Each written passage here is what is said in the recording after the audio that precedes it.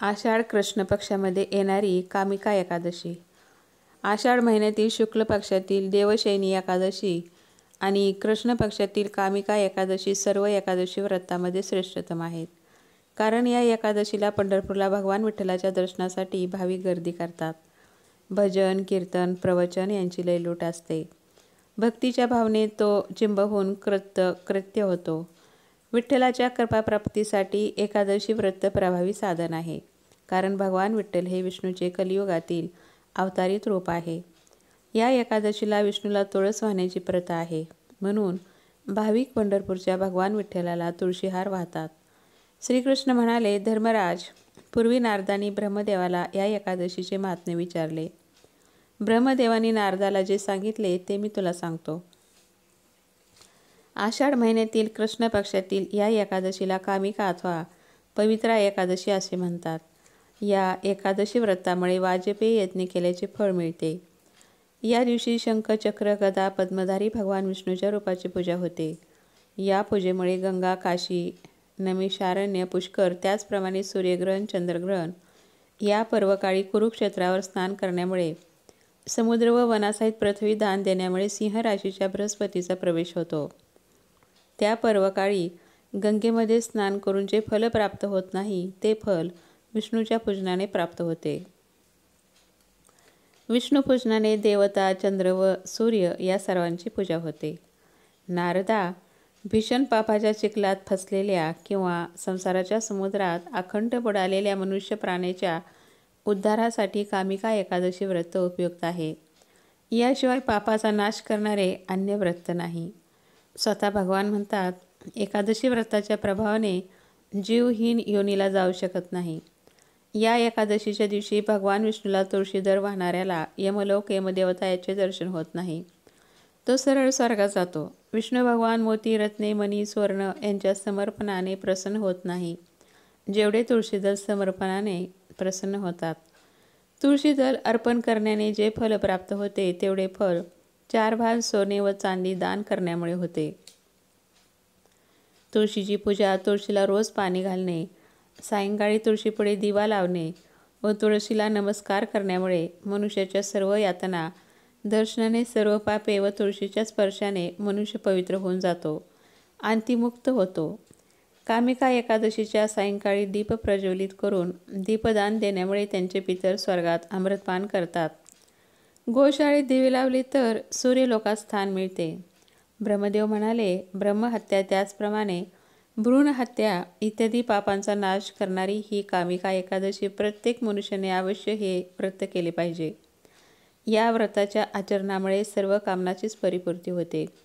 या एकादशीचे महात्म्य श्रवण केले अथवा त्याचे वाचन केले तर सर्व पाप नष्ट होऊन मनुष्य विष्णू लोकात जातो आणि तेथे श्रीहरीच्या चरणाजवळ ब्रह्मानंदात लीन होऊन सुख भोगत राहतो. श्रीकृष्ण म्हणाले, हे धर्मराजा, आता तुला कामिका एकादशीचे महात्म्य सांगणारी एक कथा सांगतो. फार प्राचीन काळी अयोध्येमध्ये सूर्यवंशातील अंबरीश नावाचा राजा राज्य करत होता.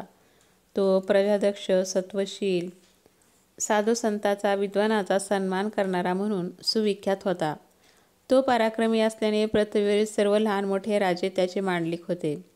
त्याची सर्व पृथ्वीवर प्रभुसत्ता होती. तो नीतिमान, धार्मिक, न्यायी व विष्णुभक्त असल्याने राजेही त्याला अभिमानाने सार्वभौम मानित. अशा प्रकारे त्याची गौरवगाथा सर्वत्र दुमदुमत होती. एकदा नारद मुनी त्याच्या राजनिवासात आले. राजाने तत्परतेने सिंहासनावरून उठून त्यांचे आनंदाने प्रसन्न मुखाने स्वागत केले. त्यांची यथाविधी पूजा करून हात जोडून प्रार्थना केली. साष्टांग नमस्कार घातला. म्हणाला, मुनिवर्य, आपल्यासारख्या साधू पुरुषाच्या दर्शनाने सर्व पापे नष्ट होतात. आज आपल्या दर्शनाने मी कृतार्थ झालो. या जगात संतापेक्षा अन्य कोणीही श्रेष्ठ नाही. अंबरीशचे बोलणे ऐकून नारद म्हणाले, हे राजा, तू खरोखर धन्य आहेस. साधू संताविषयी तुझी आदरयुक्त भावना पाहून मी संतुष्ट झालो आहे. जेथे संताविषयी आदर आहे तेथे भक्ती, ज्ञान, आनंद, संत व जगनायक आपोआप चालून येतात आणि देव ज्याच्या जवळ येतो त्याचे अकल्याण कधी होत नाही. अशा प्रकारे संवाद करून नारद तेथून निघाले. नारद स्वस्थानाकडे जात असताना मार्गावर त्यांना दुर्वास ऋषी भेटले.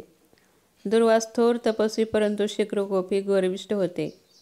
त्यांना पाहून नारदांनी नमस्कार केला, पण दुर्वासाने प्रतिनमस्कार केला नाही.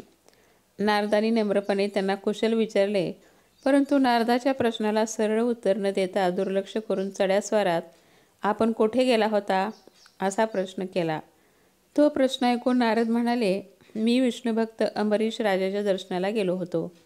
महान विष्णुभक्त असल्याने राजा जगात श्रेष्ठ ठरला आहे. विष्णुभक्तीचा महिमा आगाध आहे. शिवाय राजा प्रत्येक एकादशी व्रत नियमितपणे निष्ठेने पाळतो. नारदाचे बोलणे ऐकून दुर्वासांच्या कपाळावर नापसंतीच्या आठ्या दिसू लागल्या. कारण दुर्वास शिवभक्त असल्याने ते विष्णुभक्तीचा द्वेष करीत.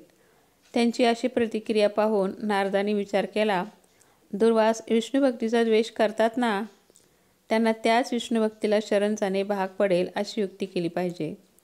म्हणून अंबरीषाची स्तुती, विष्णुभक्तीचे महात्म्य वर्णन करून आपला हेतू साध्य करून नारद तिथून निघाले. नारदाच्या बोलण्यामुळे अस्वस्थ झालेल्या दुर्वास ऋषींनी अंबरीषाची फजिती करून नारदाची खिल्ली उडवायची असे ठरवले. इकडे विष्णुभक्त अंबरीष राजा आपल्या आदल्या दिवशी कामिका एकादशी करून दुसऱ्या दिवशी साधने द्वादशीचे पारणे सोडण्याच्या तयारीत होता. तोच आपल्या शिष्यासह दुर्वास ऋषी राजाकडे आले. राजाने त्यांचे शिष्याचे स्वागत केले, नमस्कार करून कुशल विचारले. राजाने त्याची यथाविधी पूजा करून द्वादशीचे पारणे आपल्या राजभवनात करून पंक्तीचा लाभ देण्याची विनंती केली. दुर्वासाने ती मान्य केली व ते गंगास्नानाला निघून गेले. ऋषी गंगास्नानाला जात असताना विनम्रपणे राजा म्हणाला, ऋषीवर्य, आज द्वादशी थोडा वेळच आहे, नंतर त्रयोदशी सुरू होते, तेव्हा लवकर या. पण दुर्वासाने त्याच्याकडे रागाने पाहिले. पण राजाचा व्रतभंग करायचा हे त्यांनी ठरविले, म्हणून ते बराच वेळ गंगेवर स्नानसंध्या करीत बसले. बराच वेळ झाला, दुर्वास ऋषीचा पत्ता नाही. द्वादशी संपून त्रयोदशी लागण्याची वेळ आली. राजाला पेच पडला की ऋषींना भोजनाचे निमंत्रण दिले आणि त्यांच्या आधी भोजन केले आणि पारणा केली तर ते आधीच कोपिष्ट असलेले ऋषी शाप देतील. पारणे न सोडावे तर व्रतभंग होतो, अशी अडचण निर्माण झाली. म्हणून राजाच्या तोंडावर चिंता दिसू लागली. ते पाहून राजाच्या पुरोहिताने शास्त्राचा आधार घेऊन सल्ला दिला की महाराज, भगवान विष्णूला नैवेद्य समर्पण करून तीर्थ आणि तुळशीदल भक्षण केले तर द्वादशीला भोजन केल्याचे फळ मिळते. यामध्ये भोजनाकरता ऋषीची वाट पाहणे व पारणे सोडणे हे दोन्ही उद्देश सफल होतात. राजपुरोहिताच्या सल्ल्याप्रमाणे राजाने भगवान विष्णूला नैवेद्य समर्पण केला, तीर्थ तुळशीदल भक्षण केले. त्यामुळे राजाची व्रतभंगाची चिंता दूर झाली. त्याचा चेहरा समाधानी दिसू लागला. एकादशी नियम न मोडता आपले व्रताचरण पार पडले, म्हणून राजा काळजीमुक्त होऊन ऋषींची वाट पाहत बसला. त्रयोदशी लागल्यावरच दुर्वास स्नान संध्या करून आले. त्यांना राजाचे मुख प्रसन्न समाधानी दिसले.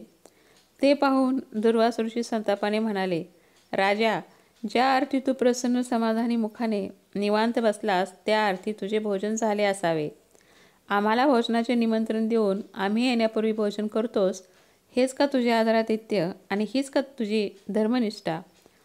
राजा त्यांना विनम्र होऊन शांतपणे ऐका म्हणून विनंती करत होता. पण रागाने संयम हरवलेले दुर्वास राजाने केवळ तीर्थाने तुळशीदल भक्षण केले यावर विश्वास ठेविनात. त्यांना ते खोटे वाटले. त्यांनी कडक शब्दात राजाला शाप दिला, राजा, तू 10 वेळा गर्भवासाचे दुःख भोगशील. आणि रागाने आपल्या जटेतील एक केस आपटून त्यावर मंत्र म्हणून राजाच्या दिशेने फेकला. त्या क्षणी त्या जटेतील केसाची एक अक्राळ विक्राळ भेसूर अशी कृत्या निर्माण झाली व तोंड पसरून राजाकडे धावू लागली. हा प्रकार एवढा अकस्मात झाला की कोणाला काही कळेना. तेवढ्यात राजाने विष्णूचा धावा केला. त्या क्षणी विष्णूचे सुदर्शन चक्र प्रकट झाले. त्याचे अनुपम तेज, विलक्षण गती पाहून सर्व अवाक झाले. त्या सुदर्शन चक्राने एका निमिषार्धात दुर्वासाने निर्माण केलेली कृत्या नष्ट केली व ते दुर्वासाकडे येऊ लागले. हे पाहून दुर्वास जीवाच्या आकांताने प्राण वाचविण्यासाठी पळू लागले. दुर्वास ऋषी भूतलावरील सर्व राजाकडे आश्रयासाठी गेले, परंतु सर्वांनी नकार दिला. मग ते पाताळात शेष याकडे गेले, पण शेषाने विष्णू भगवंताचा मी सेवक आहे, मला तुम्हाला आश्रय देता येणार नाही, म्हणून त्यांना घालविले. त्यानंतर ते इंद्रलोक, ब्रह्मलोक, स्वर्गलोक वगैरे ठिकाणी सुदर्शन चक्राच्या भीतीने आश्रय मागत फिरले. सर्वांनी आश्रय देण्यास असमर्थता प्रकट केली. शेवटी दुर्वास ऋषी कैलासावर गेले. ते स्वतः शिवभक्त असल्याने भगवान शंकर आपले रक्षण करतील याची त्यांना खात्री होती. दुर्वास कैलासावर आले. मागे सुदर्शन चक्र पाहून त्यांनी दुर्वासाचा तिरस्कार केला. ते म्हणाले, दुर्वासा, शिव आणि विष्णू एकच आहे. जो विष्णूचा द्वेष करून माझी पूजा करतो त्याला मी भक्त मानत नाही, किंवा माझा द्वेष करून विष्णूला भजतो त्याला विष्णू कृपा प्रसाद देत नाही. म्हणून तुला माझ्याकडे आश्रय मिळणार नाही. अशा रीतीने हताश होऊन सुदर्शन चक्राच्या भीतीने दुर्वास ऋषी धावून धावून थकले. तेवढ्यात नारदाची गाठ पडली. नारदाला पाहून दुर्वासाला धीर आला. त्यांना साष्टांग नमस्कार घालून त्यांचे पाय धरून आपल्या कृतकर्माची क्षमा मागितली आणि सुदर्शन चक्रापासून रक्षण करण्याची विनंती केली.